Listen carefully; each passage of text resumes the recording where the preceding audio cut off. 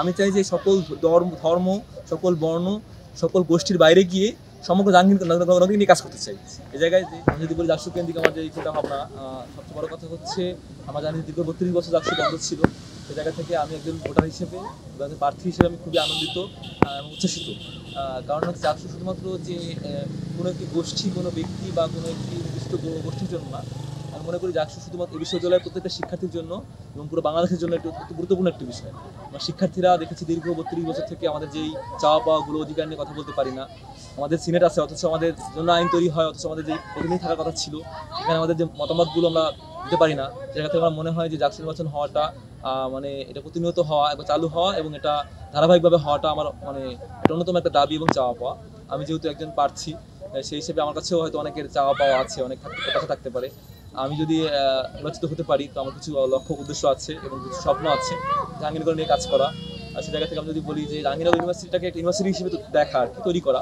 আপনারা দেখেছেন যে বিশ্ববিদ্যালয়গুলোতে আসলে যে বিশ্ববিদ্যালয় বলছি সেখানে আমরা দেখছি বিদেশি কোনো শিক্ষার্থী নেই, শুধুমাত্র বাংলাদেশি শিক্ষার্থী নিয়েই একটা ইউনিভার্সিটি কোনো হতে পারে না। যে একটা দেশের বিশ্ববিদ্যালয়ের ইউনিভার্সিটির কথা বলি, ইউনিভার্সিটি হতে গেলে যে জিনিসটা লাগে সেটা হচ্ছে যে বিশ্বের বিভিন্ন দেশগুলোর যে শিক্ষার্থীরা তারা এই দেশে বাংলাদেশে আসবে এবং এই বিশ্ববিদ্যালয়ে ভর্তি হবে। অথচ আমরা দেখতে পাচ্ছি যে বাংলাদেশি শিক্ষার্থী ছাড়া এই জাহাঙ্গীরনগরে কোনো দেশের শিক্ষার্থীরা নাই। শুধুমাত্র নেপালের দেখেছি 2 শিক্ষার্থী আছে, এর আগে কয়েকজন শিক্ষার্থী ছিল।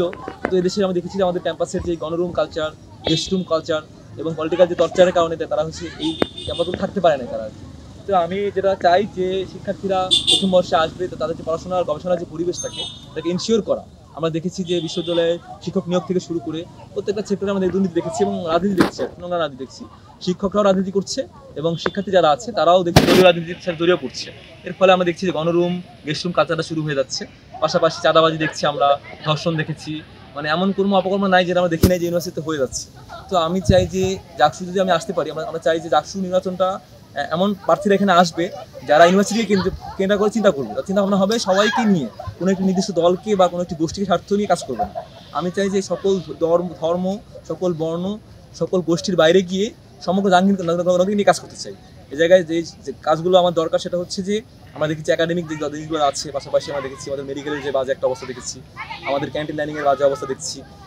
এছাড়াও আমরা যেই শিক্ষক নিয়োগ প্রক্রিয়া দেখেছি এখানেও দুর্নীতি রয়েছে। আমাদের রাস্তাঘাট আমরা দেখেছি যে বেহাল দশা, অটো রিক্সা বন্ধ হয়ে আছে। আমি যদি বলি আরও অনেক অসংখ্য প্রবলেম এখানে আছে।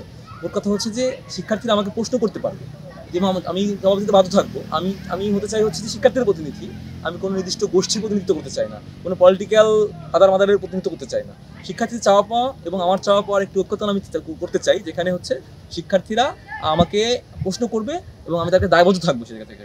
সো আমি মনে করি যে শিক্ষার্থীদের এবং যারা জাকসুতে আসবে এই আমাদের যে একটা প্রচেষ্টা এবং আমাদের যেই ঐকান্ত সকলের প্রচেষ্টা মিলে একটা সুন্দর জাহাঙ্গীরনগর প্রতিষ্ঠা করবো ইনশাল্লাহ, আমরা এটাই আমি মনে করি।